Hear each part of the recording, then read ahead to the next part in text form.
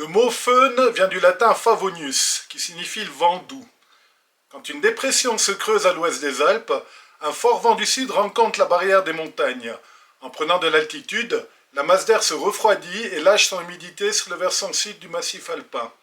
Le courant redescend ensuite dans les vallées où on le retrouve tiède, sec et souvent soutenu.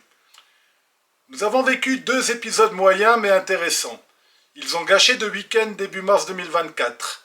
Le premier était annoncé une bonne semaine avant, et j'allais estimer le manteau neigeux le jeudi 29 février par grand beau temps. 2 profils révélèrent une couche de neige profonde, 1,30 m à 2500 mètres et plus de 2 mètres au-dessus de 2900 mètres, un manteau stable, très tassé. Le gros des précipitations cet hiver fut alourdi par des pluies, puis regelé en profondeur. À la fin d'un épisode phonique, les précipitations passent parfois à la crête sud des Alpes et arrosent abondamment le Val d'Anniviers, particulièrement le sud, le vallon de Zinal. C'est après ce genre d'épisode que j'ai relevé les plus gros cumuls en 24 heures. L'arête des Gardes de Bordon montre une montagne gavée de neige, malgré le minage régulier. J'avais bon espoir de vivre un événement météo intéressant.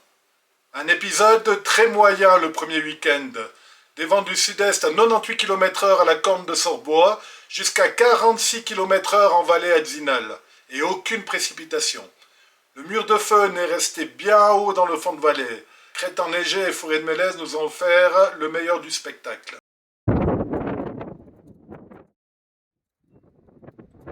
Il est tombé 20 cm sur une situation d'ouest classique pendant la semaine, le 6 mars.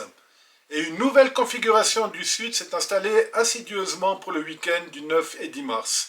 Même scénario, mais moins bien annoncé.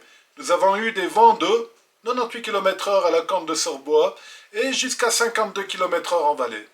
Principale différence, avec le premier épisode, le ciel s'est couvert le dimanche et les précipitations ont passé la crête principale des Alpes, apportant un petit 11 cm à 2500 mètres et 20 cm en vallée dès 1200 mètres. Comme j'avais récolté des médias, l'épisode vaut ce petit souvenir. Les week-ends consécutifs et la similarité des chiffres en font l'intérêt. Ce dernier week-end, des alpinistes se sont égarés dans la région de Tête Blanche. Les épisodes modérés dans le centre du massif sont un enfer sur la crête. Cette nouvelle tragédie le démontre. Toutes nos pensées aux familles touchées.